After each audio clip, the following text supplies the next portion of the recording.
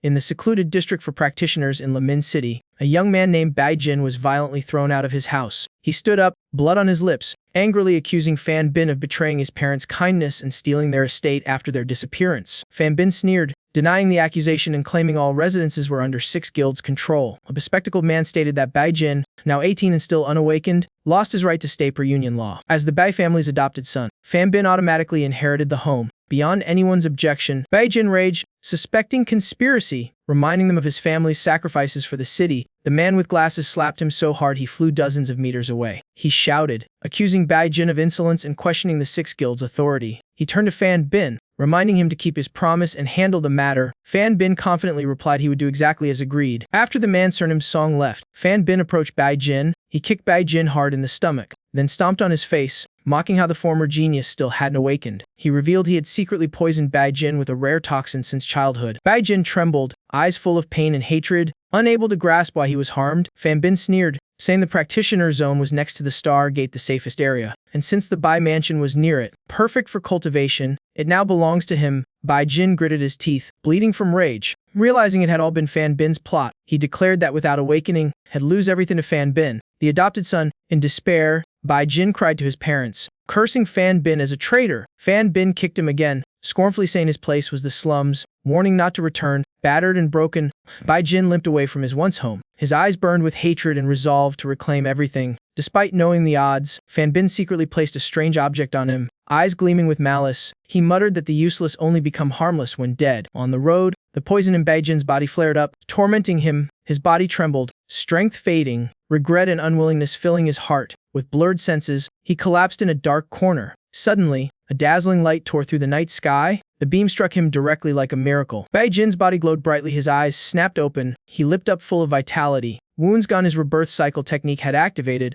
Memories of his past life surged back. Recalling his dearest disciple's betrayal, she coldly declared that as long as her master lived, she could never surpass him to become the supreme war god. The onlookers mocked, calling him a fool for defying an evil deity. Meng Xingqian roared in fury, vowing to show them the cost of betrayal. He declared them all betrayers of their ideals and snapped the sword impaled in his chest. Meng Xingqian stood tall, eyes blazing with resolve, scoffing at his foes who thought they'd won. He declared himself the only level 3 war god in human history, unmatched and undefeatable. He vowed to return stronger, stepping into the magic array to activate his rebirth secret art. His body slowly vanished in a surge of energy, leaving only his armor on the battlefield. Meng Xingqian's soul entered Bai Jin's body. He looked to the sky, swearing vengeance on the betrayers. Immediately, Meng Xingqian sensed something odd in this new body. Suspecting it had been fatally poisoned, he identified the rare toxin from the dark abyss, one that rotted organs and crippled cultivation. Gazing at his frail hands, he was baffled why his soul had ended up in such a useless vessel. Then, Bai Jin's memories flooded in, from adopting Fan Bin to the betrayal by him and the bespectacled man. In fury, Meng Xingqian cursed Fan Bin, realizing their souls had merged through shared hatred. Before death, Bai Jin's burning desire for revenge mirrored Meng Xingqian's past fury. He clenched his fist, vowing to fulfill Bai Jin's unfinished will. Bai Jin's soul faded into nothingness, leaving behind a cold final gaze in the body to Meng Xingqian. But the body was too weak, almost incapable of becoming a practitioner, let alone regaining former power. Even so, Bai Jin's now Meng Xingqian's eyes burned with SSS-level determination. Nothing was impossible. A sudden spark of memory reminded him of the C quantification technique, one that defied fate itself. It was the Nirvana Law 6 Paths Reincarnation, a legendary art from the Void Temple that rebuilt one's foundation. Yet to use it, he must pass the Stargate's awakening trial and rewrite fate under the name Bai Jin. Bai Jin stepped from the shadows toward the Stargate of Limen City, leaving behind his past in Purifying. Limen City, the southern holy hall, was the hub of countless practitioners, where he once fought endlessly. With iron resolve, Bai Jin sought the testing grounds to begin his awakening trial anew. But the examiner coldly warned that had already failed twice, and even his father's legacy couldn't save him. Bai Jin glared sharply, his aura slicing like a blade, daring the man to repeat himself. Crushed by Bai Jin's presence, the manager broke into a cold sweat. At that moment, a deep male voice called out. It was Seba, captain of the city guards, approaching. In old memories, Bai Jin's parents had once saved Seba's life. Now their paths crossed again. To Bai Jin's surprise, Seba scolded the insolent manager. Defending the Bai family's honor, he issued a curt order to prepare Bai Jin's testing badge. Handing it over, Seba said firmly, "Go on, start your trial." He patted Bai Jin's shoulder, whispering that if he failed again, he should leave this place for good. Bai Jin watched Seba's figure fade. Lost in thought, he silently admitted the man was honorable, worthy of his parents' trust. He then stepped into the awakening test area, but the moment he entered, his body trembled violently. The years of poison had left it completely ruined. In the trial, Only those who resonated with the stars and received starlight could awaken a profession. Failing to resonate meant living as an ordinary nobody forever. Even with a star flickering above, his frail body couldn't absorb the starlight, let alone form a pact. But that was part of the plan. Mere awakening wasn't enough. He needed a true breakthrough. Baijin clenched his fists, eyes blazing, summoning the six-path reincarnation wheel by burning his soul force to rebuild himself. Though his sastier soul power was weakened by rebirth, it was still strong enough to defy heaven. Golden light enveloped Baijin, marking the start of his transformation. On the ground, the six-path wheel manifested, radiating divine brilliance. Beam of intense light shot skyward, stunning every onlooker. The crowd murmured, confused by the sudden blinding starlight. They guessed someone had achieved an extreme awakening, channeling massive star energy, and indeed, Baijin had done the impossible. But this was only the beginning. The next stage was the starlight turning into flame. The true awakening. If he endured the stellar fire, he would officially become a practitioner. The old pain returned, yet he stood firm. In darkness, the flames devoured his body, burning like hellfire. When the flames faded, Baijin was puzzled. It had ended too easily for such power. A massive black sphere appeared suddenly, engulfing his body. He reached toward it with a grin. This was the real challenge. This was the third layer of the soul flame, the highest stage of spiritual awakening. The fire around him kept shifting colors, from gold to blue, then deep into violet, glowing so bright it seemed to burn space itself. Baijin was shocked as the sixth-path reincarnation aligned with the sixth level of soul flame, a trial never before seen. But for him, danger was the only path forward. In SSS-War, God never retreats. He roared, using the sixth-tier flame to refine his body, cleanse his bones, and forge new blood. When the dark sphere exploded, Baijin emerged with an entirely new body. The great crystal divine toxin was completely destroyed by the spiritual fire. The sixth-path reincarnation proved its worth, a true fate-defying technique. When it ended, Baijin was stunned by the profession he had awakened. Before him appeared a mystical compass showing 6 professions at once. He stood frozen in disbelief. Normally, a body could only align with one profession type after awakening. Warrior enhancement boosted strength. Rogue skills granted agility and speed. Mage abilities provided intellect and analysis. Marksman training sharpened perception and accuracy. Knight powers gave resolve and solid defense. Summoner arts invoked chaos and creature control. But Baijin possessed all 6 attributes simultaneously, a phenomenon never seen before. In his past life, even as Shrank had only heard myths of dual classes, never more than 2. Now, all 6 professions were his, shattering every known limit. With this foundation, his future would surely surpass anything he had ever achieved. The test space began to dissolve, signaling the end of the awakening. Baijin stepped out, brimming with aura and ready for a new journey. But right outside, he ran into Fan Bin, the old foe, sneering arrogantly. Mocking his awakening dream, Fan Bin threatened that Baijin might survive in the slums, but coming back here would only bring disaster. Baijin's eyes turned icy as he uttered one cold word: scram. He walked past without even glancing back. Fan Bin froze at the attitude. Shocked, Baijin had never dared act like this before. He gnashed his teeth, unable to fathom how Baijin had survived the poison, muttering he'd just finished the job himself. Without hesitation, he drew a knife and lunged, shouting he'd teach him on behalf of his parents. Baijin looked at him with a cold, mocking smirk. A fool with only bronze-ear talent and a basic speed skill from an rank rogue. And worse, had given up stealth advantage for a head-in attack. To SSS-War God, that was nothing but comedy. Not to mention, Baijin now wielded the merge power of 6 classes, more than enough to crush Fan Bin. Without hesitation, Baijin threw a powerful punch straight into his opponent's face. Fan Bin flew back, rolling across the ground like a rag doll. He stared blankly, unable to accept what just happened. After striking, Baijin felt fatigue from lack of real combat experience. Wounding the traitor was already beyond expectations. Total victory was still out of reach. At that moment, the captain sternly questioned Fan Bin before the crowd. Fan Bin furiously retorted, accusing him of favoring someone unfit to awaken. Seba snapped back, declaring Baijin's ability was plain for all to see. The murmuring crowd silenced Fan Bin, leaving him speechless. He seethed inside, recalling how it poisoned Baijin multiple times, refusing to believe the results. Seba approached and handed Baijin a power testing device. The scanner confirmed Baijin had activated the warrior profession. That earlier strike came from his class power, shocking the spectators even more. So mocked Fan Bin for foolishly abandoning his rogue advantage and fighting head-in. Baijin worried inwardly. Since he held 6 classes, he had to suppress his strength using old skills.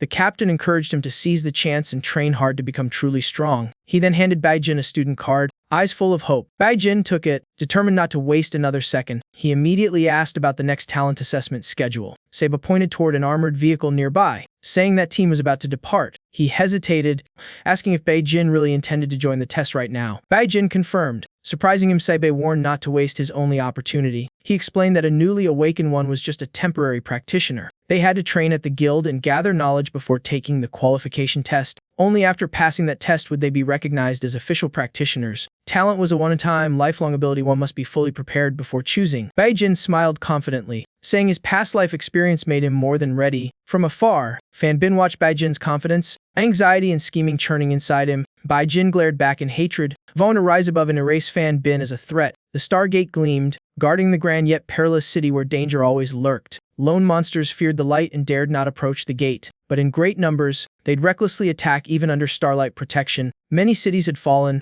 their gates shattered, citizens torn apart by beasts. That's why practitioners had repeatedly risen to fight and sacrifice for humanity. Their willpower formed eternal barriers shielding cities from the dark. Their starlit tomes became trial realms for newcomers to train and awaken their talents. Baijin was mentally prepared to face the coming trial. On the transport, he diligently studied a book about martyrs and monsters encircling the city. It revealed the test focused on undead-type creatures, perfectly matching his knowledge. Even with no background or help, his past life had earned him a rare high-tier talent. Silver talent was extremely rare. Bronze, even rarer, most had only the lowest level. Only one in millions ever possessed an epic gift. With the six-path reincarnation's aid, Baijin aimed for that new summit epic talent. The armored vehicle entered a gloomy graveyard, the official testing ground. Some dreamed of bronze-tier gifts, mocked by others for their foolish hopes. Spotting Baijin reading, two mocked him for using special favors to join past trials. Baijin shot them a cold glance, ignoring the idiots who'd studied 3 years yet learned nothing. Core knowledge was hidden. Most novices didn't realize the trial required intellect, courage, and iron will. A purple-haired girl appeared, drawing attention. Lin Qi, the prodigy who once shook the profession world. Baijin discreetly observed, noting her soul's abnormal density despite her calm aura. At that moment, two grave wardens overseeing the trial arrived. One was Segong of the Artisan Guild, the other Duanjia of the Warrior Guild, both rank C. Duanjia mentioned Lin Qi as a prize talent prepared by the Archer Guild for this assessment. Segong feigned modesty but was confident Lin Qi would achieve a high-tier awakening. Duanjia smirked, saying results still depended on luck, she might end up average. Segong frowned, clearly annoyed by the ominous remark. A senior elder behind them urged everyone to hurry and not delay further. Another warden spoke, asking the group to honor the fallen heroes before beginning. He reminded them that such sacrifices had preserved humanity, and the test-takers must inherit that spirit. He warned the trial carried deadly danger. It was their first true life-or-death challenge. The secret realm would last only one day. Those seeking talent must rely solely on themselves. As the spatial gate opened, the group stepped through one by one. Those who mocked Baijin still jeered at him for reading right before the trial. A fat man blocked his way arrogantly, saying Baijin didn't belong there. Baijin ignored him and walked forward coldly, making the man furious enough to provoke a fight. But the man was instantly pulled into a dark space facing a tombstone, the start of his trial. Surrounded by giant spiders, he panicked and quickly failed. Faint runes appeared above his head, the worst result, non-ranked talent. Meanwhile, another passed the test, shouting with joy for earning bronze-tier talent. This trial let participants absorb starlight energy to shape their talent, but failure meant gaining nothing. Lin Qi approached, warning that going deeper meant deadly danger, though the rewards might be immense. Baijin politely thanked her, adding that relying on external aid could never pass a true trial. Lin Qi was stunned that had noticed two hidden high-grade puppets undetectable to normal eyes. While walking, Baijin checked his notes, confirming a nearby silver-ink sword-type spirit. A brilliant swordlight suddenly slashed toward him, carrying the pressure of starlight force. He instantly dodged, twisting away from the lethal strike. With palms together, he respectfully declared his wish for a picture talent. At his words, the silver spirit's soul dispersed, seemingly moved by sincerity. It impressed the realm but cost him precious time. The secret realm was pitch black, with only a few flickering lights making navigation difficult. Luckily, his book held exact coordinates. Using the data, Baijin determined the right path led to the center, carefully avoiding spirits drawn to his unique aura. Two silver spirits fought midair over him, leaving Baijin exasperated. He wondered if he had underestimated how radiant his soul was. Hastily declining, he retreated, explaining his goal was the epic tier. The two spirits could only watch helplessly as he vanished into the distance. On his way, several other spirits sent invitations, all gently refused by Baijin. After much effort, he finally escaped the silver-ink territory. Attracting so many spirits proved his immense potential for high-tier talent. In a dense forest, Baijin suddenly sensed a battle aura. Looking over, he saw Lin Qi being overwhelmed by a spirit from her ancestral line. He sighed inwardly, thinking she clearly hadn't heeded his warning. Lin Qi panicked, not understanding why her family's ancestor was enraged. The spirit gave no reply, firing 3 furious arrows. Each arrow transformed into a skull-headed hound lunging at her. Struggling to defend, Lin Qi screamed that this wasn't a test but an assassination. She begged for mercy, asking forgiveness if she'd somehow offended, but the spirit coldly repeated one word: unworthy. Then a 4th arrow became a 2-headed dog, charging with murderous intent. She tried to dodge, sorrow and confusion flooding her heart. She couldn't fathom why the spirit once praised by her clan rejected her so harshly. It all felt completely wrong. The spirit drew its bow again, shouting for her to leave immediately. She cried and pleaded to be told her true mistake. From afar, Baijin called out, asking if she still hadn't realized why she was being rejected. Linky turned to see him, surprise and frustration flickering in her eyes. She recalled 5 grueling years of training, always determined and preparing for this very trial. As the most anticipated prodigy of her generation, she swore not to yield. Upon her oath, her soul flared with light, spirit flames igniting in resonance with the ancestor spirit. Baijin nodded in approval, deeming her finally worthy of being an archer, for the trial measured not strength but courage and spirit. Those guardian puppets had been the barriers lowering her evaluation. Now she understood. Doubt stirred within her who exactly was Baijin to possess such deep knowledge. At last, she passed the trial and earned the spirit's recognition, a golden seal shot from the spirit's hand her forehead, granting Linky an exceptionally rare talent. Baijin quietly admired her great potential born from such a precious gift. Afterward, Linky shyly thanked him. He simply replied calmly. He reminded her to leave soon, warning of lurking dark spirits nearby. She promised to be cautious but still wondered why he was in such a hidey zone. Turning away, he stated his goal to seize an even greater talent, stunning her with his audacity. Looking back, he told her to keep his presence secret, his arrogant tone only deepening her confusion. She froze in disbelief as he continued deeper into the most mysterious area. He stopped before a massive gate wrapped in golden chains, suspecting it was a replica of the underworld's door. Based on martyr records and mapped routes, he was confident his guess was correct. A colossal beast emerged suddenly, its aura nearly forcing him to his knees. Sweat poured down his face as he estimated its strength at least drank. With his current spiritual power, he couldn't withstand that overwhelming pressure.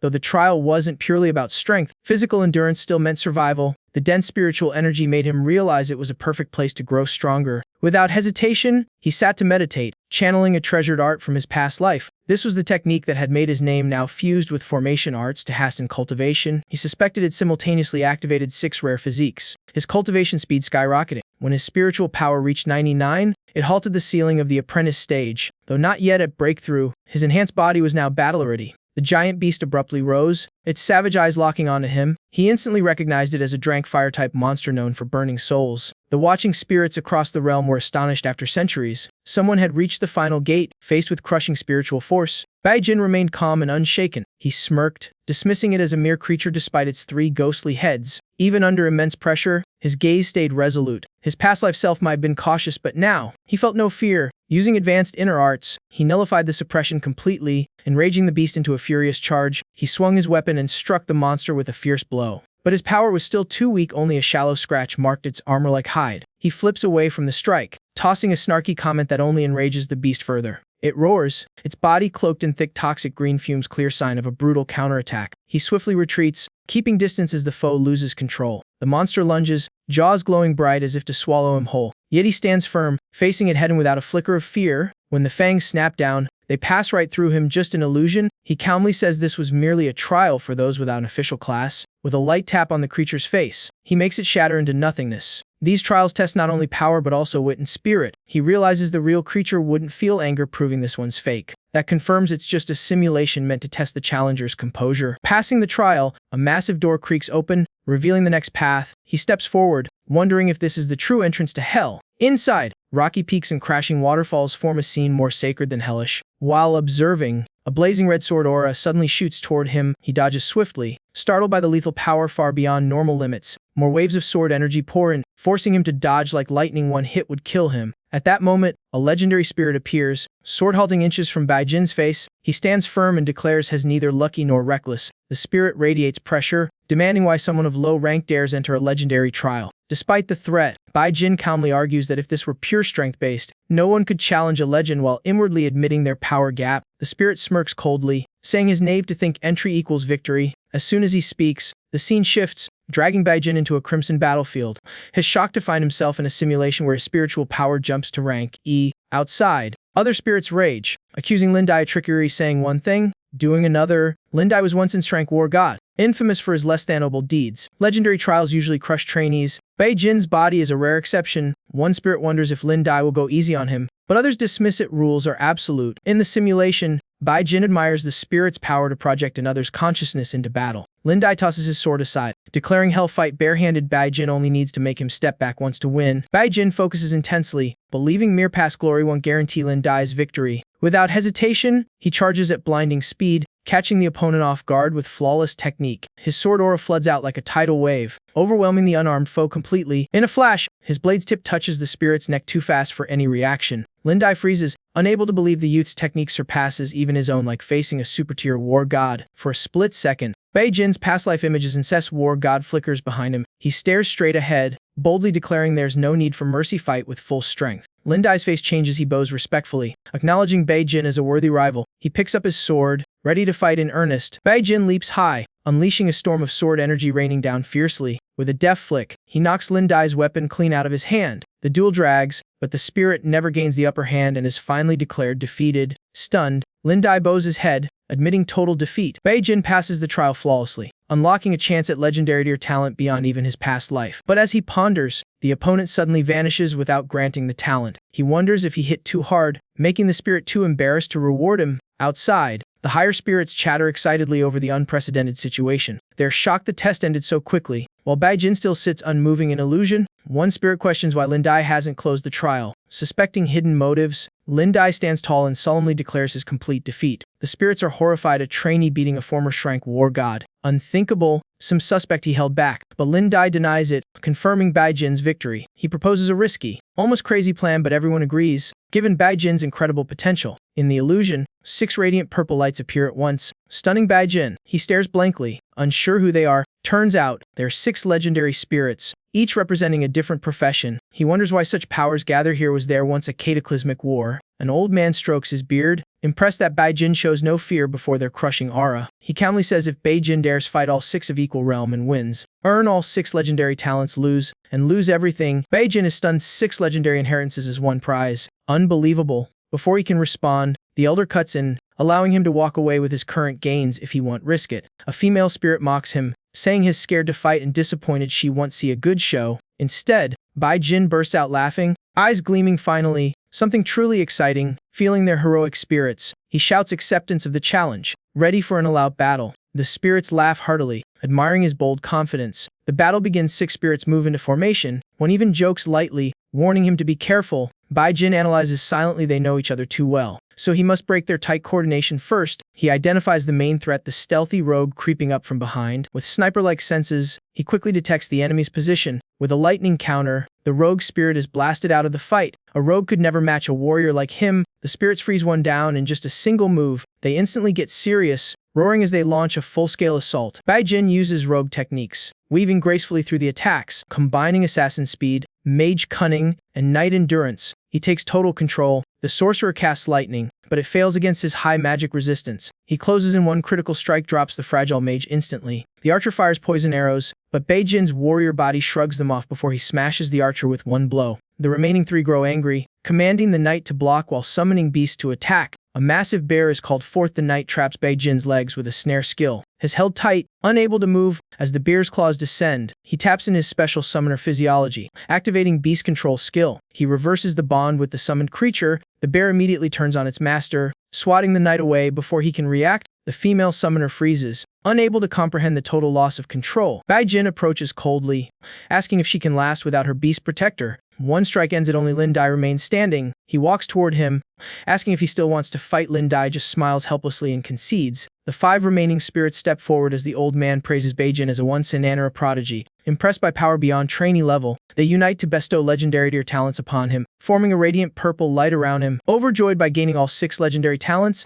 Beijin still wonders if they can truly merge. As the 6 streams of talent flow and they begin to fuse together, after merging, the aura release surpasses even legendary rank. His glowing body stuns the spirits. They can't fathom what tier this is. Sweat drips down his forehead as the fusion nears completion but starts fracturing. He grits his teeth, refusing to quit at the critical moment. Merging his past life with divine radiance, a majestic golden figure appears, lending him strength. Beijin's heart emits green light, illuminating the entire space. In the talent hierarchy, this new level above legendary has never been recorded beyond all knowledge. Finally, Beijin succeeds, forming the legendary talent Heart of the Hero. Unseen in history, this power lets him grow stronger the more he fights, healing and empowering himself by slaying foes. When cornered, he can sacrifice blood and soul to unleash tenfold might. The spirits gaze proudly, fading away content after witnessing a miracle. Before leaving, they smile, entrusting Beijin to illuminate the world's future. He pours wine in farewell, vowing to fulfill the wishes of his predecessors. Outside the hall, Linky appears, her golden ear talent shining and drawing admiration and envy. Takung applauds, declaring Linky truly the top genius of the Lin family. Linka blushes, modestly saying the praise is too much. She's not quite there yet. Takung mocks the Warrior Guild, saying they're only good at bragging before exams. Duanzia flares up, vowing the Warrior Guild will soon produce a golden tier genius. Takung sneers back, while Lin Yi just sighs at their endless bickering. She looks around but still can't see Bai Jin. Warring is still inside the hall. At that moment, Takung stands before the secret realm gate, announcing its closing soon. Lin Yi interrupts, insisting there's still time. Someone might not have exited yet. Takung doubts it, saying anyone still inside must have failed. Just then, a stranger steps out. Everyone's shocked to see it's Bai Jin and whispers he hid inside, too scared to take the trial. Linka blushes in surprise, realizing this is the first time she's heard his name. Bai Jin faces the mockery with a cold stare, seeing them as narrow-minded fools. Jia steps up, demanding to know what talent he gained in the test. Before Bai Jin answers, his whole body bursts into radiant light, stunning everyone. Someone shouts it's a golden tier talent glow, something never seen before. Bai Jin thinks inwardly that thanks to the mythic heart of the hero, he can simulate any talent, and showing golden tier makes future moves easier. He turns to his former mockers, telling them to stop sneering and train seriously instead. The crowd breaks into cold sweat, realizing they've just insulted a supreme genius.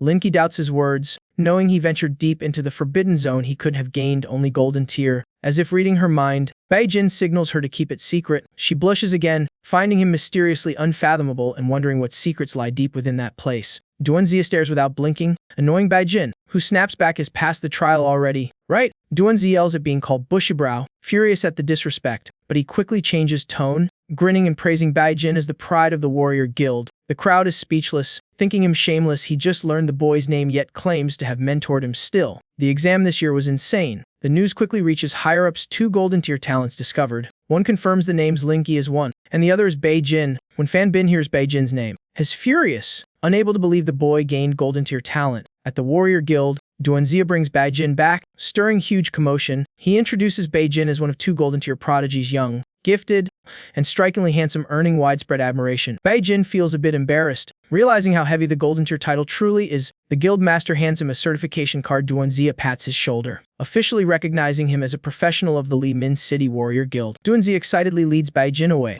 saying talents like him deserve the guild's special privileges. Bai Jin muses inwardly that this place truly values exceptional talent. They arrive at the guild treasury, where Chen Guan has prepared his reward, a small ornate chest. Inside lies the Fist of Resolve manual, a top-tier beginner warrior skill, plus 10 low-grade spirit stones. Chen Guan emphasizes it's a special reward for prodigies. Duanzia is astonished. Back in his day, he only got 1 stone. Times have surely changed. Bai Jin studies the manual, his instincts warning that something's off. Chen Guan smiles invitingly, urging him to start training now for best results. Bai Jin finds Chen Guan oddly interesting, replying with a fake warm smile. In a sealed room, Fan Bin impatiently demands Chen Guan's report. Chen Guan closes the door, coldly confirming the Fist of Resolve manual was modified and will trigger in a few days. Fan Bin laughs wickedly, planning to challenge and kill Bai Jin without suspicion. He flatters Chen Guan, promising rewards once he seizes the Bai family inheritance. Chen Guan nods. Payment is all he needs. Fan Bin grins arrogantly, certain that even a genius like Bai Jin will die by his hand and all of Bai clan's assets will be his. In his room, Bai Jin keeps analyzing the manual, sensing flaws others missed. Based on Chen Guan's behavior and past events, he starts suspecting Fan Bin's ties to a deeper conspiracy. His eyes flash sharp. There must be a hidden power behind the Bai clan, and he'll play this game his own way. He sets the manual down, deciding that even if tampered with, he can decode and restore it using his past life knowledge, turning danger to advantage. With Duanzia's presence and the official reward given, Chen Guan can't act recklessly yet. Spirit stones are rare treasures condensed from gate energy, vital for upgrading and learning skills,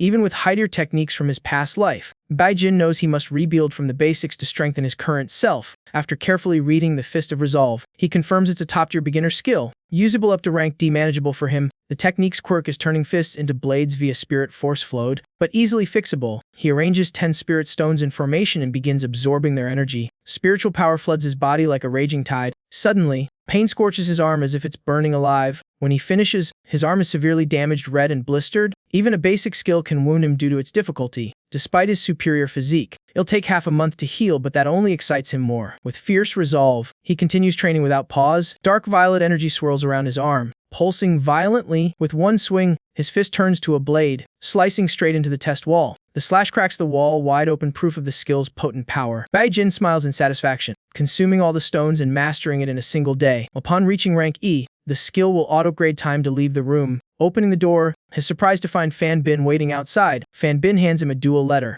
demanding to settle who inherits the Bai family estate. Bai Jin laughs coldly, calling him an ungrateful leech unworthy of his parents' legacy. The crowd murmurs in outrage. Fan Bin, just an adopted son, dares to fight for inheritance. Fan Bin raises the duel letter. Guild approved, warning outsiders not to interfere. The onlookers are stunned, the guild allowing open inheritance robbery. Yet no one dares to speak. He smugly declares the Bai family mansion is unless Bai Jin dares to fight, staring at the thief who stole his childhood home. Bai Jin burns with fury though he deems Fan Bin unworthy. Fan Bin waves the challenge letter close, taunting life or death duel. Dare to fight? Bai Jin flashes forward like lightning, snatching the letter right from his hand. Fan Bin freezes, stunned by speed far beyond his expectation. He reassures himself Bai Jin's skill has already been secretly tampered with. Once battle heats up, the bug will surface and that'll be Bai Jin's end. Bai Jin finishes reading, coldly agrees. Fan Bin instantly attacks using a rank Shadow, Fear, and Bronzedier Speed talent. A massive serpent manifests, surging toward Bai Jin with him. Bai Jin tilts aside smoothly, clicking his tongue at the outdated trick. Fan Bin panics, his strongest strike failed that easily. The familiar violet aura from training ignites again, wrapping Bai Jin's arm. He shouts, hell now, use the skill chosen by the heroic spirits themselves.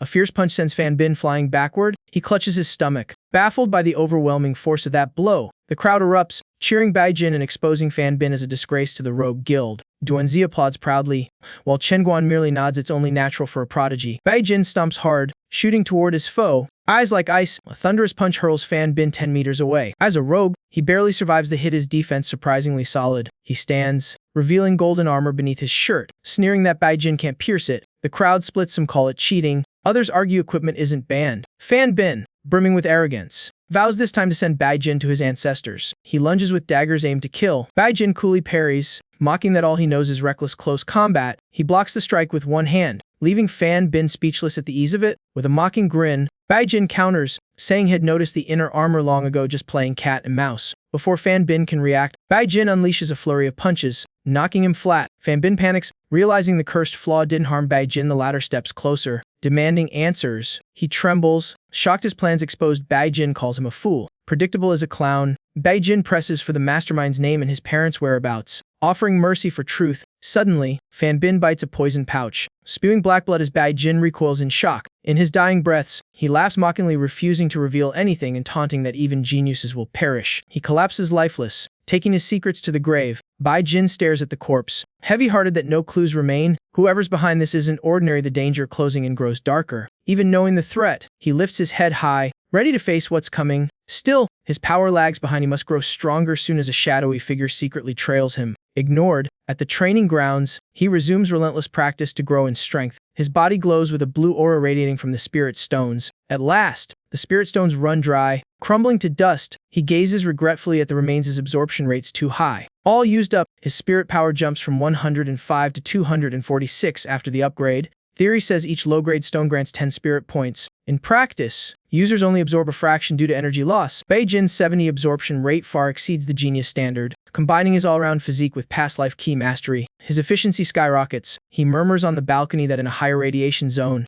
had have broken 300 points already. Thinking of the seized mansion, fury flares again at the usurper. With the villa gone, only a shabby rank dorm remains. The thief holds a crank class. Bai Jin can't touch him yet, but Bai Jin overestimated his resources. He can trade for only 20 stones. His parents had spent everything over the years treating his illness. Never did he imagine he'd someday stress over money like this. He checks his guild token credits drained. He must find new missions. Loadier tasks are easy but don't yield enough for stones. So he considers drank. After pondering, he pauses, deep in thought. If he stands out too much now, enemies will notice him. He needs a discreet yet profitable path. Quietly searching options, he settles on an rank quest: explore the green moss forest. With both coin and points as reward, he studies the map, sensing great potential in that area. By nightfall, he reaches the forest's outer gate. Just as he's about to enter, a voice calls from behind. Someone asks if he's also taking the Green Moss Forest mission. He turns to see Linky and nods. She steps close, inviting him to join her party, making him blush awkwardly at her nearness. A male voice cuts in,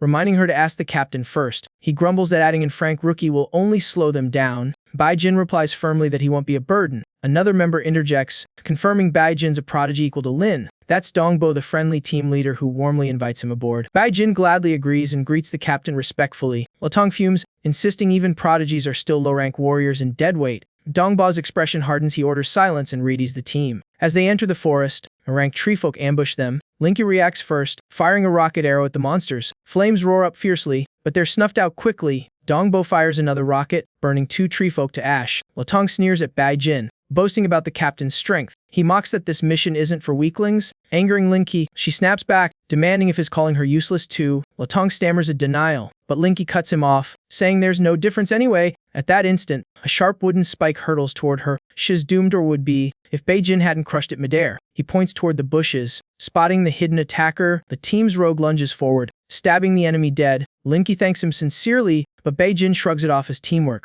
Latong grits his teeth, fuming with jealous rage at the two. Beijin scans the terrain, confirming the area is dangerously unstable. Light and darkness are clashing, barely holding a fragile balance. When darkness grows stronger, monsters go berserk, explaining the treefolk attack. However, he was more interested in the treasures accompanying the dark surge.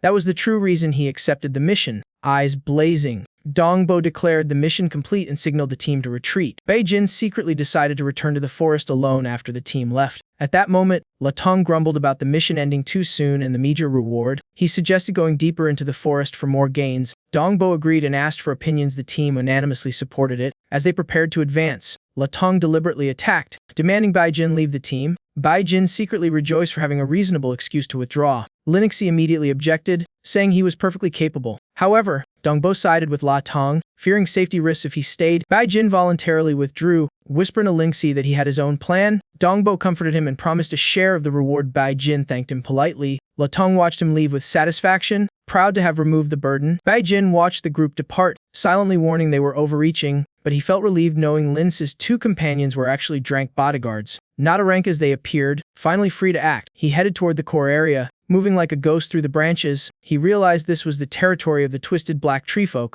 As predicted, treefolk suddenly lunged out, attacking wildly. Under the dark influence, the monster was stronger and smarter than any previous record. He dodged nimbly, countering with a strong punch that only cracked its defense. Even so, he knew its weakness was fire, so he summoned simple flames through his omnipotent physique. Using the Ki Ring Fist combined with summoned fire, he incinerated the creature in a single strike. He was pleased with the skill combo's effect but noticed his spirit energy drained too fast. He needed new techniques. A beam of light flew from the monster's corpse. Beijin absorbed it, feeling power surge through his battleborn body. He cut open the corpse and pulled out a dense black spirit crystal. Beijin realized the dark energy made forest beasts produce rare crystals. These crystals contained little pure energy and were tainted by darkness, usually useless. But he could refine them using special Kaigong to extract clean energy. While cultivating, he kept calculating in his head. Behind him, a group of treefolk quietly surrounded him. Beijin smirked when he spotted more dark spirit crystals. He stood up, ready to fight. The horde surged like a tide, tightening the encirclement. Despite fierce fighting, Beijin almost got hit, overwhelmed by numbers, but his keen senses and agility saved him just in time. Facing a pack of A-rank beasts, he sneered fearlessly, his battle talent flared, body bursting with energy as he tore through enemy lines. With omnipotent power, Beijin moved freely among the monsters. Compared to his past life, this scene was unbelievable. After wiping out the foes, he collected more crystals and absorbed extra energy. Suddenly, he sensed something unusual. The tree roots nearby glowed, absorbing the corpses, leaving him puzzled. The trees tightened, as if trying to trap him. The whole forest came alive. Vines surged into attack. Beijin leapt high, dodging a strike that shattered stone behind him. The boulder exploded instantly under the assault's force. With this sudden danger, even Dranks would struggle to survive, let alone him. Even with heaven-defying talent, Beijin was still frank and couldn't act recklessly. He activated a secret recovery art, turning his body invisible to biological senses. Thus, the blind vines couldn't detect him. Beijin moved easily through the forest, escaping pursuit. He guessed the forest's dark source had mutated, but finding the root in such vast woods wasn't easy. Suddenly, several vines chased him, making him suspect something odd, but their target was a small treefolk ahead, not him. The little creature was surrounded, struggling helplessly on the ground. Beijin dashed in and rescued it from the tightening vines. He noticed the tiny being emitted pure light, untouched by darkness, and tried to communicate. The little treefolk waved happily, as if saying thanks. He was amazed it had intelligence and friendliness. Beijin asked if it knew where the dark power in the forest came from. It quickly pointed deeper into the woods. Beijin rejoiced at finding a guide. Without hesitation, he followed the direction the treefolk showed. Elsewhere, Lynx's group was fiercely battling forest monsters. Dongbo unleashed a powerful skill, slaying 3 treefolk in one move. He boasted to Linxi that they were more efficient without Beijin. Linxi fumed, thinking he was being arrogant at such a dangerous time. She worried for Beijin, believing his true strength far surpassed his rank. Suddenly, a team member rushed back with urgent news. All the treefolk corpses along the path were swallowed by the forest. Before they understood, branches and leaves attacked wildly. Vines bound Latong tightly, making him scream for help. but it was too late. He was impaled and killed instantly before everyone's eyes. The vines then puppeteered Latong's corpse, roaring threats to kill the team. Meanwhile, Bai Jin followed the little tree folk toward the dark core. On Lynx's side, Latong's death became both a loss and a disaster as he was turned into a main monster. With blooded eyes, Latong screamed and charged, vowing to slaughter all professionists. Dongbo instantly fired his strongest fire skill at him. The arrow nearly hit but was blocked by vines around Latong's body. Dongbo panicked as his strongest attack failed, and Latong grew even more terrifying. He lunged forward, roaring that head flattened Dongbo like a pancake. Linuxi shouted a warning. Terrified that Dongbo wasn't reacting, Latong's speed froze Dongbo in place, driving her to despair. At that critical second, two blue beams shot out and struck Latong, making him scream. Latong staggered back from the hit. Quick-witted Ali pulled Dongbo to safety. He was shocked to be saved and realized it was a low-level spell. Looking back, he was stunned to see the two Drank members. They no longer hid their identities, lamenting the forest's sudden danger. Linuxi began to understand they were agents sent by her family to protect her. She was touched, thinking of her father's concern. The two reassured her, saying they'd handle everything and told her to stay calm. The battle erupted, blue light flaring then fading fast. The two Dranks were severely wounded and forced to retreat. They were stunned by the speed of the black branches controlling Latong. The branches regrew endlessly even after being destroyed. Wearing them down, Latong had fully turned into a black plant-like creature. Roaring in rage, one person, seeing the dire situation, told Linxie to prepare to flee. She hesitated, unwilling to abandon her teammates in peril. Before she could refuse, he cast the wind ring technique. She was swept into a whirlwind and carried far from the chase. But she landed straight into another danger. Three plant monsters spotted her and immediately pursued. Linuxi ran desperately, focused only on survival. Exhausted after running far, she looked back to see the enemies right behind. She burst into tears, thinking of her fallen comrades and bracing for death. But suddenly, a laser-like beam cut through the air, killing the monsters instantly. After waiting in terror, she opened her eyes and was shocked to see Bai Jin. She felt a rush of awe and gratitude. Stunned by his radiant presence, he sternly asked about the team's status and the captain's whereabouts. Linuxi was speechless, overwhelmed by his power and dazzling aura, but more plant monsters swarmed and no sooner were 3 slain than 7 more appeared. Bai Jin frowned at the endless waves, then suddenly grabbed Linuxi, startling her. His icy stare and firm warning stopped her from resisting. They were surrounded, yet the strange creatures seemed unable to see them. Linuxi realized in surprise that they were hidden by Bai Jin's special ability. Bai Jin felt awkward under her infatuated gaze but kept focusing on concealing their aura. They hid inside a large hollow tree, where Bai Jin seriously questioned her about recent events. He wondered why even the Dranks in the team couldn't change the outcome. Linux froze, confused how he knew those two's secret identities. She grew wary, demanding to know how Bai Jin learned classified information. Bai Jin coolly replied that it was obvious, nothing mysterious. He added bluntly that their disguise was awful, only her team failed to notice. Then he criticized her weak observation despite her superior talent. Each of his words cut deep, leaving Lindsay in tears of guilt and self-blame. Even as she sobbed, Bai Jin showed no sympathy and urged her to explain everything. Fearing more scolding, Lindsay tearfully recounted the entire forest disaster. After hearing her out, Bai Jin seemed unsurprised, as if he had already guessed. Regaining composure, Linuxi suggested returning to camp for reinforcements. Bai Jin dismissed it coldly, saying rescue was no longer possible. He thought privately that even her ranks could handle this if done right. Her Drank team being wiped out was pathetic. Lindsay, baffled, asked how ranks could possibly beat Latong's monstrous power. Bai Jin didn't bother explaining. He stood decisively and said, "Lead the way, I'll handle the anomaly myself." A massive blue vortex blocked the tree folks' advance, keeping them at bay. Inside it, a wounded Drank professionist struggled to defend his comrades. Bai Jin and Lindsay hid atop a tree, silently observing the situation. Seeing her captain in danger, Linuxi panicked and begged Bai Jin for help, willing to sacrifice her life in exchange. But he replied coldly that she was the only one who could save them. Linuxi was confused. She couldn't even save herself, let alone others. Bai Jin sternly told her to activate her inherited talent, which perfectly suited her. Although she couldn't yet control it, Bai Jin urged her to awaken her potential if she wanted to save lives. She listened silently. A faint golden light appeared on her forehead, then faded, disappointing everyone. Biting her lip, she pleaded with Bai Jin for further guidance. Bai Jin calmly instructed her to steady her mind and focus on sensing her gift. She closed her eyes in meditation, concentrating deeply as the mark on her forehead glowed brightly gold. When she opened her eyes, her pupils had turned a molten metallic gold. Seeing that mark, Bai Jin recognized it as the Eagle Eye talent. Perfect for an archer, he thought she had great potential but shuddered at the idea of teaching someone again. Unaware, Linuxi rejoiced at feeling her special power for the first time. She could now see Latong's aura, with hordes of treefolk clinging to him like tangled vines. Bai Jin told her to focus harder, saying seeing wasn't enough. Linuxi gritted her teeth, pushing her limits further. Finally, she saw a purple orb inside Latong's body, the energy core controlling him. Bai Jin confirmed the anomalous power centered on Latong. the nexus of the entire forest. A frontal assault would fail, but striking the weak spot would collapse him instantly. Hearing that, Lynxie felt enlightened and eagerly prepared to shoot. But before she could act, Baijin flicked her forehead painfully, scolding her for being reckless. He stressed her current power couldn't pierce Latong's defense and that she needed strategy. Despite the pain, she humbly admitted fault and asked to learn more. Her attitude pleased Baijin, who began lecturing like a seasoned mentor, pointing out her errors. Lynxie absorbed it quickly, eyes bright with newfound understanding. Though still uncertain, instead of her usual fire arrow, she suddenly shot a sharp, freezing ice arrow. The arrow flew straight into the weak point, freezing Latong solid. Even as he struggled, his body was locked completely in ice. Lynxie smiled softly, glowing with unexpected triumph. She shyly turned to Baijin, whispering her success, cheeks flushed with pride. But realizing the situation, she quickly warned the ice effect wouldn't last long. Without a word,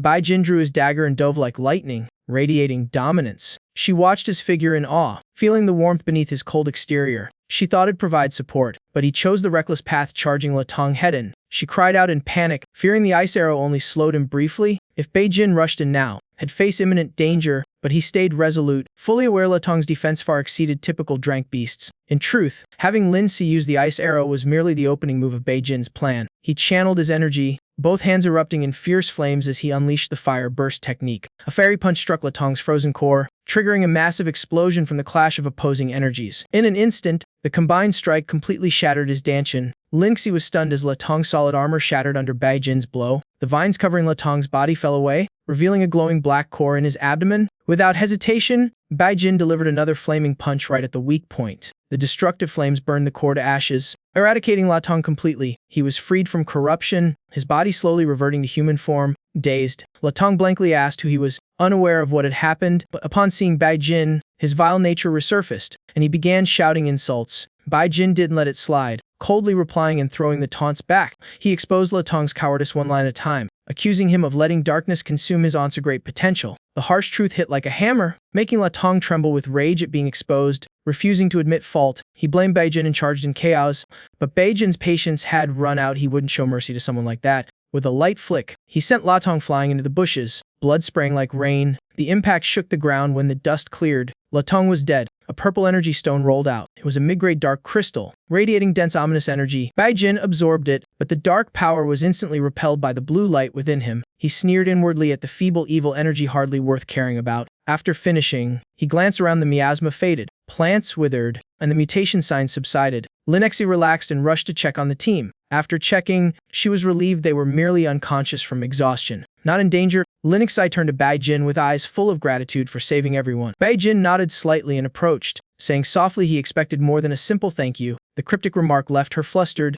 wondering if Baijin might have feelings for her after all. She was a famed beauty from a noble family. Seeing her blush, Baijin suddenly turned serious, reminding her of their profession oath. The reminder made her recall that she'd been told to keep everything about him secret, and today was no exception. Realizing her silly thoughts, she noted that Baijin was simply stressing the area was stable and they should prepare to leave, so she hurriedly asked about his next plan. Baijin bluntly said he would head to the forest's deepest area to investigate the anomalous source. Lynxie was puzzled by the term source of mutation. Feeling foolish again whenever near him, he left her to care for the others while venturing deeper alone. Noticing the forest recovering after Latong's death, however, the true origin of the anomaly still hadn't appeared and was difficult to trace. Suddenly, the little tree folk popped out from his coat, eagerly offering to lead the way. Baijin smiled, patted its head, and entrusted it with navigation. The tiny guide enthusiastically pointed the direction and led him forward. With the route clear, he dashed like the wind toward the destination it showed, carefully observing the area. The place reeked of decay and thick black mist, clearly the anomalous core, yet he sensed something suspicious lurking within. Suddenly, the little tree folk glowed and touched the large tree ahead.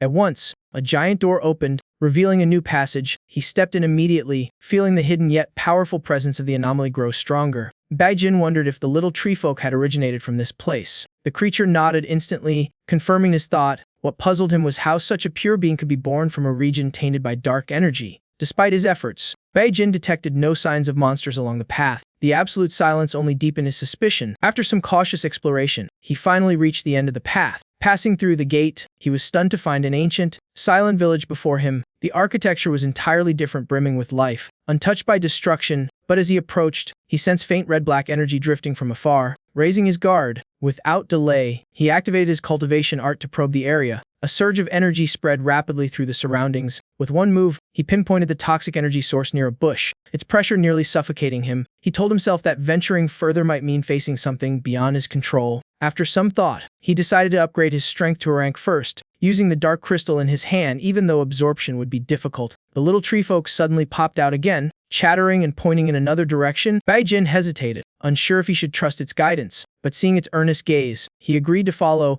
Before an ancient tree, he realized this must be the treefolk's place of origin. The little one leapt from his arms and infused energy into the old trunk. Orbs of memory appeared in the air, astonishing him. Within them, he saw the wooden house he once passed, home of the treefolk. But suddenly, one orb shattered, dragging all the memories into oblivion. The little treefolk bowed sadly, eyes pleading for him to uncover its tribe's fate. Unable to refuse, he nodded but warned that the village might have long been destroyed. He gently set it on his shoulder and leapt over the front barricade. Landing firmly, he silently hoped the treefolk had escaped, but that hope shattered fast. Before him lay a tragic sight, countless treefolk corpses scattered everywhere. Darkening the air, the little creature sobbed bitterly on his shoulder, its cries echoing in the sorrowful silence. He softly patted its head, whispering for it not to look any further. All around stood brutal proof of a merciless reality none could avoid. In the grieving stillness, the little one's weeping pierced the heart like a blade. Though pained, Baijin stayed calm, carefully studying every detail, knowing he must be the one to stay strong. Suddenly, the tree folk stopped crying, leaping onto his shoulder with determined eyes. Resolved to go on, he smiled faintly, touched by the courage of this young yet braver Thamos creature. Together, they stepped into the shadowed ruins, determined to uncover the truth. In the thick mist, they realized this was the very heart of darkness. Without a word,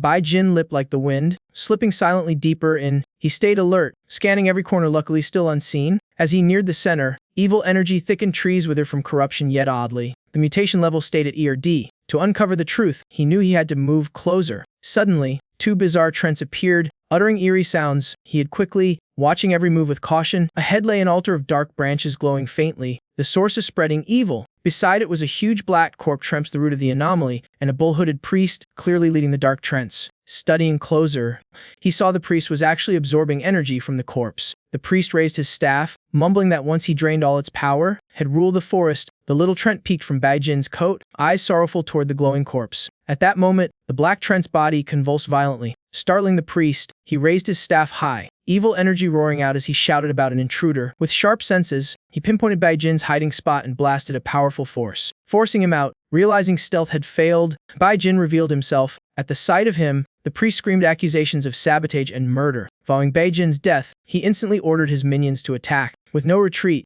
Baijin had to fight his only option to survive. He went for speed, igniting Fire Fist as flames erupted around him. His punches spun like a tornado, setting Trents ablaze. No matter their toughness, though he held the upper hand, their sheer number made a drawn-out fight risky. Baijin narrowed his eyes, shifting focus to the leader. With a capture the king tactic, he charged straight at the priest, flames clenched in his fist as his swift movement broke all limits, closing the distance. But as he neared, he realized the foe wasn't as easy as expected. The priest slammed his staff into the ground, unleashing a violent quake. The earth split open, shockwaves blasting in all directions. He dodged just in time. One hit and had been in serious trouble. The sheer power amazed him. The priest roared triumphantly, mocking human weakness and proclaiming his victory. Baijin was stunned. His opponent was not just a mage but also a warrior, far stronger than imagined. Under crushing pressure, he only smirked coldly, mocking the self-proclaimed king. Enraged, the priest charged to crush him instantly, but Baijin had a plan. In his hand was a black spirit stone, meant for slow refinement but now his only choice. He crushed it, letting dark energy surge through his body. Ready to face the raging monster? A creature like you, dreaming of being king? Hilarious. At that moment, Baijin's energy erupted, breaking through to rank E with stats over 410. A violent explosion shook the altar, sending dust and fire everywhere. From the smoke,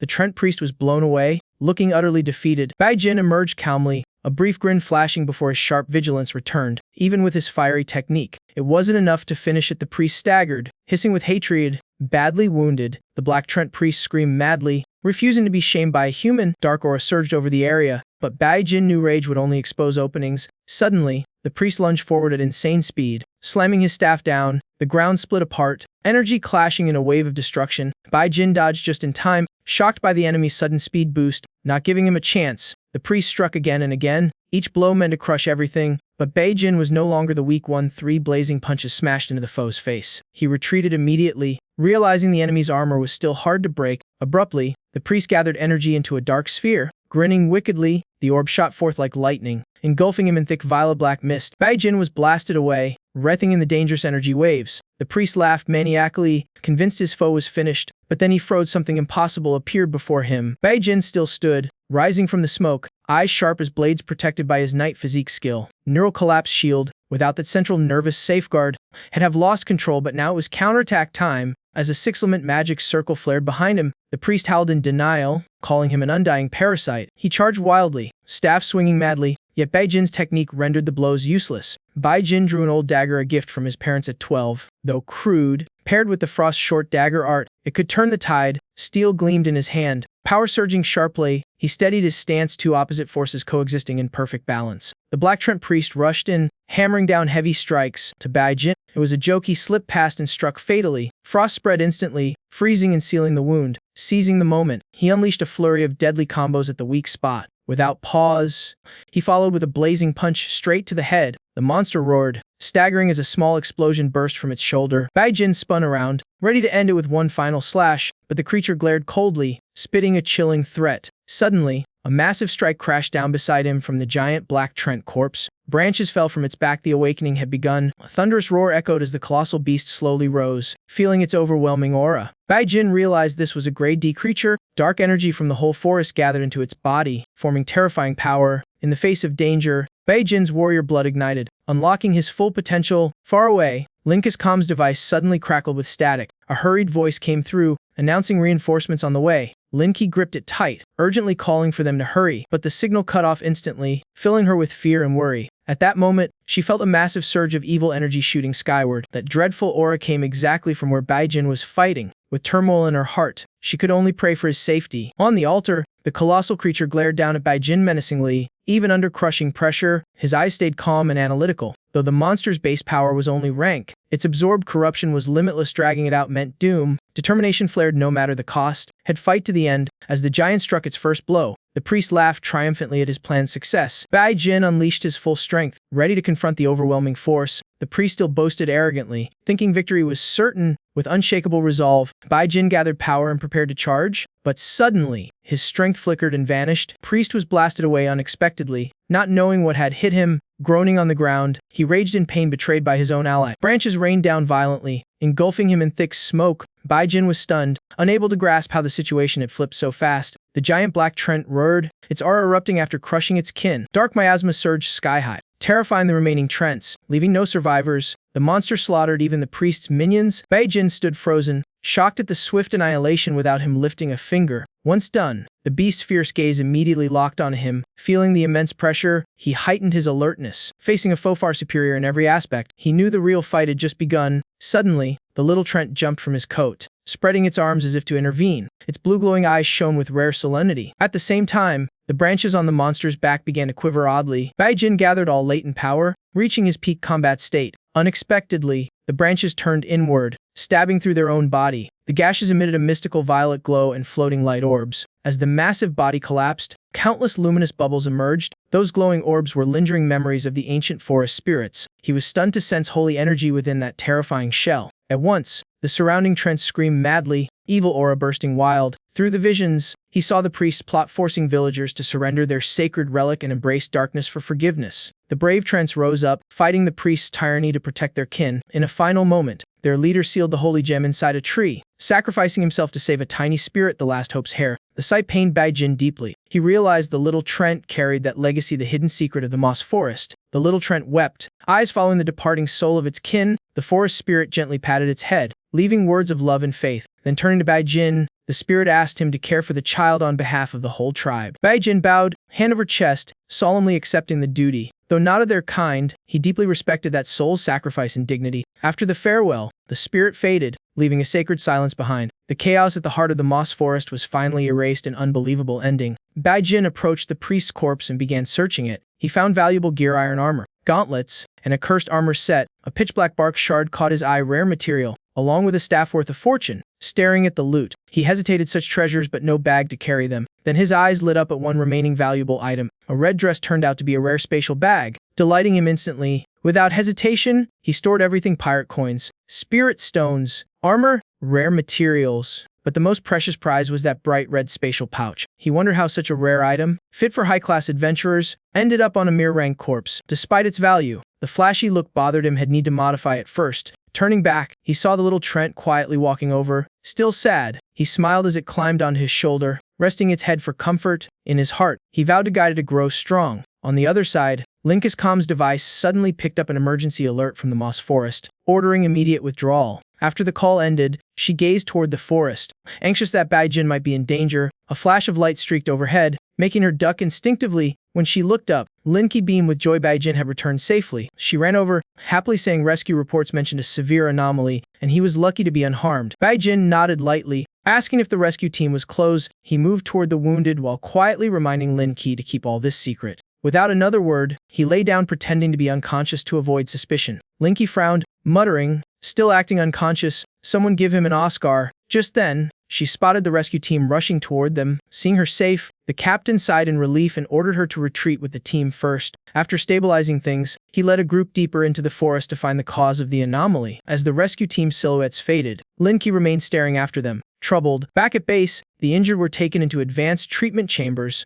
Noticing Baijin about to leave, Linky called out, wanting to say something, but he turned coldly, telling the captain to send his reward, and walked away. Without giving her a chance, he shut the door firmly, never looking back. Linky froze, and before she could react, her comm lit up with a pressure-filled question. Hesitant but loyal, she replied there was no one else. The captain revealed the anomaly had ended, but signs showed a ranked or even rank leader had intervened. Sweat trickled down Linky's neck as she thought, could it be Baijin, the man who claimed to be just a beginner? In Limen City, Baijin walked slowly, mind focused on the spirit stones had just gained. He told himself that refining them, no matter how hard, would fuel long-term cultivation, but to wield the main skills of 5 professions without arousing suspicion, he needed a new plan. Suddenly, the little Tren on his shoulder squeaked loudly from hunger. He chuckled, patting its head and promising food at home, but then froze. In front of him, a man arranging furniture, Song Kyan, the career district shop owner, after Fan Ben's death, had taken over the Bai family villa and was redecorating it. Recognizing Baijin, Song Kyan mocked him, saying the villa he left behind wasn't bad at all. With an icy grin, Baijin told him to enjoy it while he could. He gave a faint, taunting smile before leaving, his challenging gaze lingering in Song Khan's mind. He entered Limen's black market, bustling, dangerous, yet full of opportunity. For now, he prioritized appraising his loot before finding new profession skills. But the little Trent began wailing from hunger, forcing his attention. It even pushed away the bull meat burger he offered with a pouty face.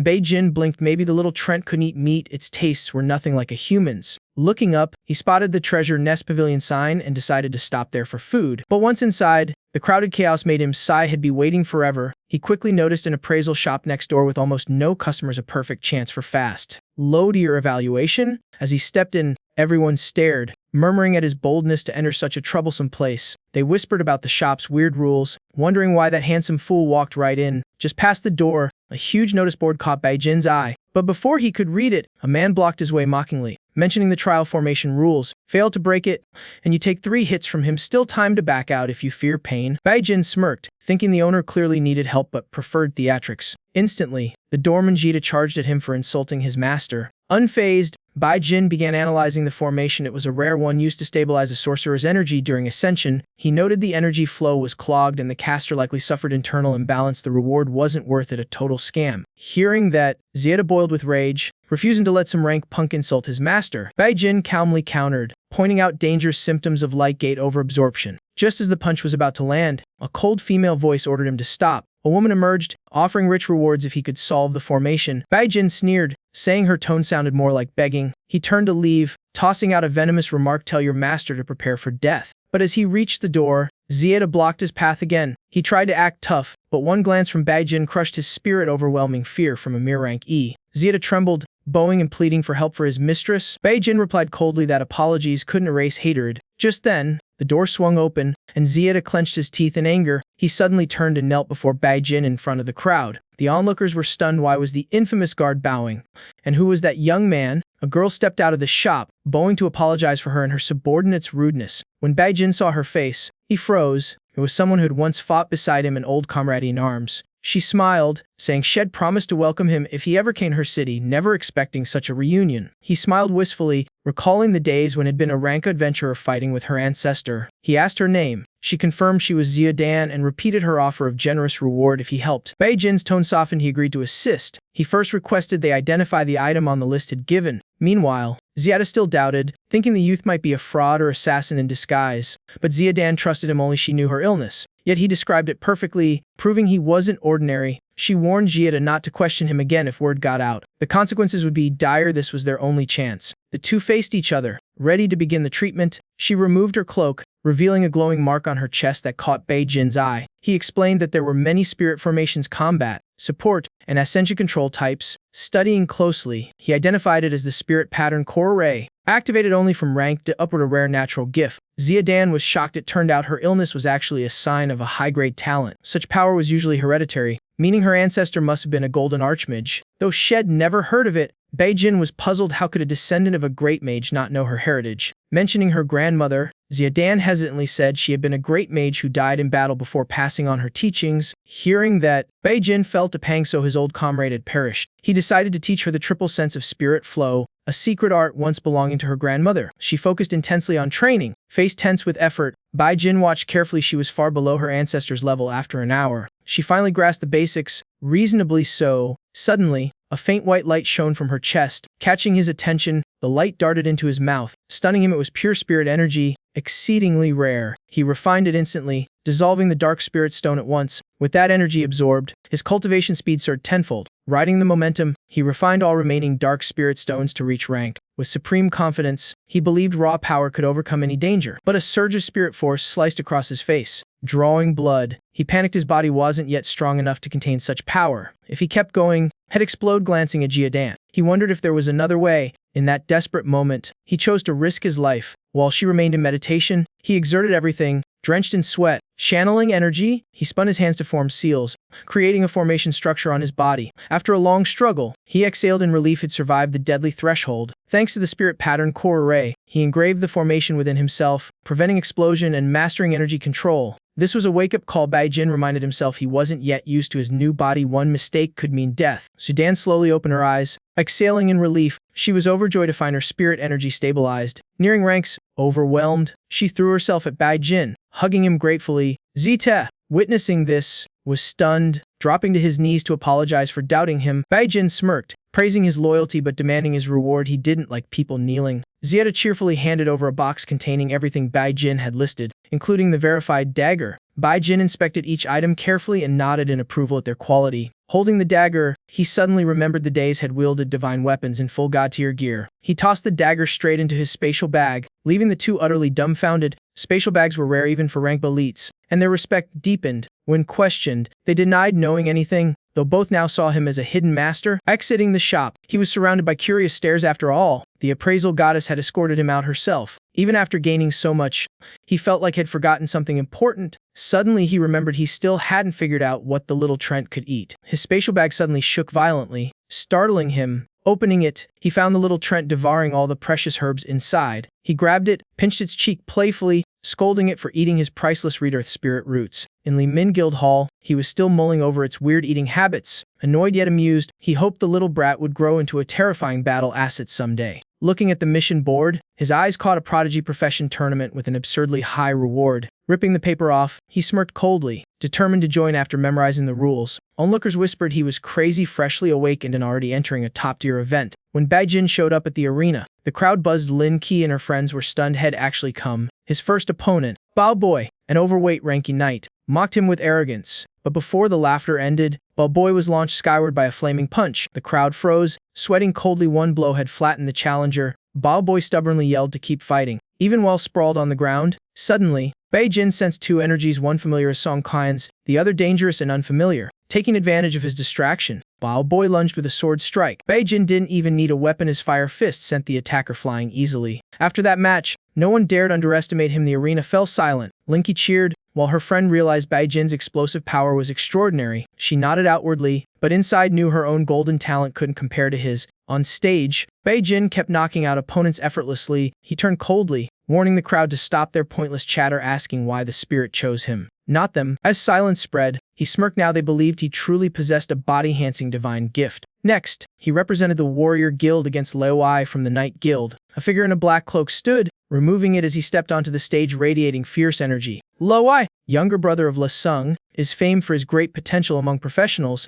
Lo's buddies loudly demand to teach Bai Jin a lesson to remember. Bai Jin's eyes narrow. The fierce aura earlier came from this foe. As the match begins, Lo Ai taunts him, dropping Le Sung's name like a warning. Bai Jin feigns confusion, pretending not to recall who that is. Then he mocks, recalling that it's the guy controlled by a dark dream until death. His words cut deep, making Lowai furious and unleash his mighty spirit power. Lowai, a top-tier ranker, needs just one more win to reach rank. Even so, Linky still has full faith in Baijin. Lowai thrusts his spear with fierce, relentless combos. Baijin notes the assault's decent, but still under his control. He draws his sword calmly, blocking every strike without flinching. Lai's spear tip can't pierce his blade, leaving him stunned. The crowd gasps at the young man's reflexes and precision. After several rounds without advantage, Wei grits his teeth in anger. Baijin smirks mockingly, ridiculing Lei's sword skill with icy provocation. Lowai grinds his teeth, refusing to believe a rookie could be this strong. The absurdity rattles him. Panic rising within, unwilling to lose, he secretly swallows a raging spirit core, band enhancer. Instantly his body erupts with wild energy. Power skyrocketing, he slams the table. Startling onlookers, someone shouts his hit drank. Lowai now charges like a raging dragon, intent to crush everything. Contrary to expectations, Baijin stays cold, not a hint of fear. Spear and sword collide, shaking the arena as stone shatters. Baijin's sword breaks. The spear lunges at lethal speed. Lowai roars triumphantly, thinking revenge complete. But his joy dies when the spear tip fails to pierce the foe. Baijin looks up, eyes blazing hot enough to burn. Lowai had known all along about the banned drug, no surprise there. Now the spear stuck to Lai's hand. Baijin counterattacks. He activates a spiritere, drawing ambient energy into his body. Flames engulf him, every gaze fixed in awe. With one strike, he blasts Lowai into the wall, ending the match. Tongkan's grin freezes, sweat pouring as disbelief strikes. The referee opens his mouth to scold but falls silent. Baijin coolly says if the foe hadn't used drugs, he wouldn't have hit so hard. The referee just studies him quietly, suspecting he's broken into a rank. Under everyone's stare, he stands firm like a mountain amid storm. Lai tries to rise, but agony pierces his chest. He looks down to see blood gushing from a fatal wound. Coughing blood. He collapses, eyes still burning with defiance. The knights who once scorned him fall silent, now filled with respect. One whispers, the warrior guild truly found a treasure. Worried about the situation, Duan Chat decides to attend the tournament himself. A group of men depart at once, plotting against both Baijin and Duan Chat. While walking, Duan Chat halts. He spots Chen Guan approaching. Upon meeting, Chen Guan immediately yelled at Duan Zia. He reported that Baijin had died while taking the exam in Duan Zia's place. Hearing that, Duan Zia froze in disbelief, unable to process it. While still shocked, Chen Guan ordered Duan Zia's arrest for investigation. Meanwhile, in the arena, Baijin was announced the victor amid cheers from the referee. A rookie topping the contest stunned the crowd with an unprecedented feat. Despite winning, Baijin felt slightly let down by the reward but content since his pet's meals were covered. Gong Zhesh marveled at Baijin's skill and praised his dazzling victory. Longqi quietly vowed to train harder after seeing the result. Gong Zhesh turned serious, considering sending Baijin to the Dawn Furnace trial. Though uneasy about it, despite concerns, he knew only hardship could temper a pro like Baijin. At that moment, a car sped swiftly down the road. Inside, Baijin leisurely fed his pet its favorite treat. He eyed his ugly side pouch, planning to replace it and surprise everyone back at the guild. The driver curiously asked why someone so young left the tournament so early. Hearing it was already over, he was shocked it usually ran late and eagerly asked who'd won. Baijin bluntly replied that he himself was the champion. The driver was stunned, thinking Baijin had mental trauma and was fleeing training. Chuckling, he sped toward the warrior guild in good spirits. But upon arrival, Baijin instantly sensed that something was wrong awaiting him. In front of the gate, the Dawn City law enforcement team gathered, making him wary of a major incident. Inside, Duan Zia was being openly accused by Chen Guan of attempting to murder the guild's genius. The guild members protested furiously, calling the accusation absurd and unfair to Duan Zia. Captain Fang Quan coldly dismissed them, claiming they had death reports and solid evidence. As tension peaked, Duan Zia ordered his subordinates not to interfere. He declared his innocence and insisted on letting the law handle it to protect the guild's honor. Chen Guan sneered, saying Duan Zia couldn't escape these charges. Right after, he tried to brag further in front of everyone, but suddenly, a fairy punch exploded right in his face. Chen Guan was sent flying, spitting blood as everyone stood frozen in shock. Baijin burst in like wildfire, cursing Chen Guan for spreading fake news about his death and declaring he was very much alive. Duan Zi was overjoyed but still puzzled why Baijin left the conference halfway. Fang Quan was stunned, secretly cursing Chen Guan for his reckless stupidity. Chen Guan panicked, unable to grasp how Baijin survived his scheme. He tried to shut up, but his slip of the tongue exposed his plot. The guild members roared in anger, confirming he was the vile culprit. Fang Quan silently cursed Chen Guan's idiocy and rushed to change the subject. He argued that Duan Jia broke rules by letting Baijin compete, though luckily Baijin withdrew himself. At that moment, someone ran in shouting that Baijin had broken the record and taken first place in half the time. The shocking news left everyone speechless, with no excuse left to deny it. Baijin's gaze turned icy as he prepared to settle the score with Chen Guan. He shouted, recalling the last time Chen Guan tried to frame him, vowing not to let it slide again. But suddenly, Fang Quan lunged forward, stabbing Chen Guan down and declaring it was time for punishment. Seeing that, Bai Jin watched silently, suspecting a shady alliance between the two. He began guessing their true reason for scheming so hard to ruin him. Duanxia seemed to sense his thoughts, calmly assuring him the guild master would investigate everything. Then he laughed proudly, praising Bai Jin for achieving miracles in just half a month. But before the joy lasted, Duanxia clutched his chest in pain from old wounds, and Bai Jin urged him to rest and hand over the rewards. Duanxia pretended to scold him for greed, then chuckled and said there was something more important. Before Bai Jin could ask, a girl entered with a red box. Saying everything was ready, Duanxia turned to Bai Jin, seriously asking him to test his spirit power level using that box. Inside was a crystal used to measure pseudo-profession talent. Bai Jin stepped forward and placed his hand on it. A fine emerald green light thread spread out, wrapping around his hand. Then, burst of dazzling golden light erupted, forcing everyone to squint. The room went silent as they realized he possessed a rare golden grade talent. Even with prior hunches, Duanxia was stunned to see Bai Jin reach level D so fast, thrilled beyond words. However, Bai Jin didn't care about the results, he only wanted to know why Duanxia summoned him. Duanxia took a deep breath and gravely spoke about the Dawn Furnace trial. Believing Bai Jin was ready to join, Bai Jin was shocked it was the very place his former self once longed to prove himself. Duanxia explained that the furnace was an ancient human fortress before Dawn City was founded. After being abandoned, it was taken over by beasts but now used for a triennial youth trial. It was the city's biggest event, where the top 10 earned a chance to absorb precious spiritual energy to advance their realms. However, he warned that all participants were strong, some even level C, and the place was filled with deadly danger. Hearing this, Bai Jin's eyes lit with determination, vowing not to miss this chance to ascend and reclaim what was stolen. Duanxia nodded in approval, awarding him money, spirit elixirs, and an honorary title for setting new records. He even gave Bai Jin a key to a level profession room, but Bai Jin refused, determined to reclaim his family's old villa. Duanxia laughed, admiring his spirit, yet admitted he lacked the power to help retrieve the villa for now. Bai Jin smiled gratefully but thought to himself that he must rely on his own strength, not wait forever for the guild master. Back home, he plunged once more into grueling cultivation. After reaching level D, progress became tougher. Spirit energy needed careful refining to work. In 3 days, he spent many spirit stones with little result. While pondering, his spirit beast suddenly acted strangely. Bai Jin grinned mischievously, recalling the trap had set on Lai the other day. Sure enough, Loi had taken the bait, and Bai Jin couldn't help praising his beast's sharp instincts. Then he changed clothes, ready to confront Lao Ai directly since that thief's spoils might come in handy. At the hospital, Deng Hang, the vice captain of law enforcement, stood by Loya's bed with a cold gaze. He confirmed the injuries were caused by a golden talent and deemed Bai Jin a threat to eliminate. Another whispered that Bai Jin would join the upcoming trial, perfect timing to get rid of him. Deng Hang agreed, his eyes gleaming with killing intent. He turned to a hooded man and ordered him to execute Bai Jin during the furnace trial. Before leaving, he added that Lao Yi must also be silenced and the blame pinned on Bai Jin. On the hospital bed, Lo Ai sensed death approaching and desperately sought a way to live. He weakly reached toward the window, praying for someone to save him. Suddenly, Bai Jin appeared outside, lips curling into a cold smile. He stepped in,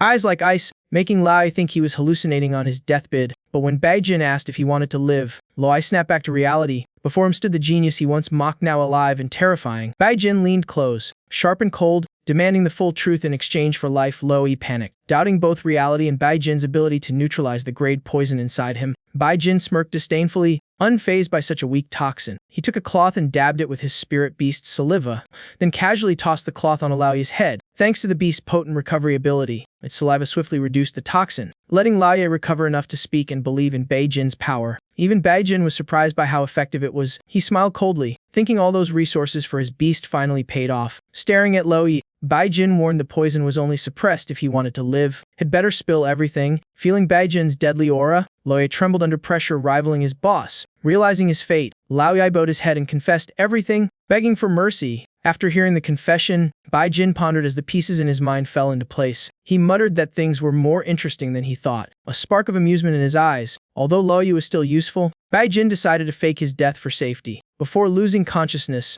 Lo Ai shivered, regretting ever crossing a monster like Bai Jin. Bai Jin stood silently by the window, watching people carry Lo Yi's corpse away. He realized the force ruling Dawn City was a vast organization, with Deng Hang a peak rank, only one of its leaders. Lao Yi was just a pawn, but Bai Jin believed he was getting closer to the truth, and vengeance was near. He resolved to use the next 4 days before the trial to break through to level C, as his current power was still lacking. On the northern outskirts of Dawn City, near the furnace area, Lin Feng trained relentlessly, determined to fulfill the Thieves Guild's ambitions for him. He confidently declared he'd take first place, boasting his 49 spirit marks and level 7 spirit base. With such advantages, he believed failure was impossible. Le Shu agreed, praising Lin Feng's level 7 foundation as a lead on par with prodigies from 20 years ago. Lin Feng dashed forward, declaring that unless someone reached level B, victor was his. Suddenly, strange noises from afar made both men halt instantly, hearing what sounded like a beast battle. Le Shu guessed a level C creature and grew tense. They rushed toward the noise. Finding a ruin littered with charred fire wolf corpses rare on the furnace's outskirts, Lin Feng was shocked they'd all been slain in one precise strike. A blurred silhouette flickered in the distance, making Lin Feng suspicious of who it was. The figure looked young, likely another candidate for the upcoming trial. A formidable, unexpected rival had appeared, making even confident Lin Feng uneasy about the power gap. Lai Shu noticed his unease and sternly warned that arrogance is the blade that kills talent. Lin Feng bowed and promised to learn. Lai Shu added that Dawn City hid many experts they'd yet to know. At the city gate, Bai Jin coldly eyed the slain beasts behind him, regretting the lost harvest. He gazed ahead, recalling the glorious history of this place, where his ancestors once forged miracles amid chaos.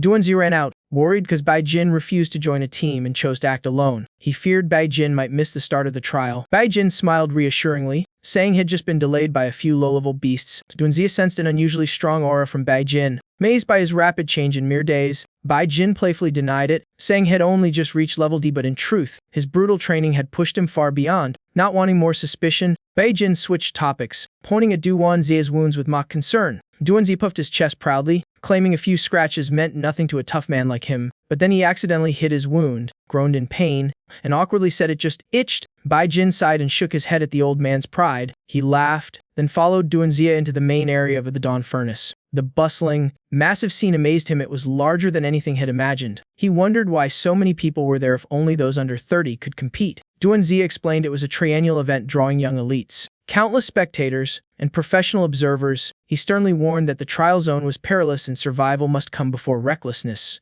Bai Jin joked that had heard that lecture too many times and teased that Duanzi's nagging was why he had no wife. Duanzi, offended, scolded him for not appreciating an elder's kindness. The nearby soldiers burst out laughing, finding the tease too accurate to resist. Comrade patted Bai Jin's shoulder, cheerfully vowing to support him fully in the trial. Bai Jin felt their warmth and sincerity, his heart swelling with trust in the team. Suddenly, two female mages appeared, approaching to greet Duanzi. When the blue-haired girl spoke, he flinched as if reminded of unpleasant memories. A soldier introduced her to Bai Jin as Kuei, the leader of this mage squad rank. She and Duanchat had been rivals for years, but now she had completely outclassed him, making every meeting painfully awkward for him. Kuangxi stepped up, mocking how his skills hadn't improved a bit over time. Then she turned to Bai Jin, teasing that sending a newly awakened guy into the match was basically a death sentence. Duanchat snapped back, saying Bai Jin was just a small part. The guild still had plenty of real geniuses as their main force. He declared confidently that the Warriors Guild would crush the Magicians Guild this time. Kuangxi squinted challengingly, suggesting a bet to spice things up. She smirked, saying a normal fighter like him could afford much, so betting one bottle of Great Spirit Elixir was fair. The whole guild team broke into a sweat at the high stake,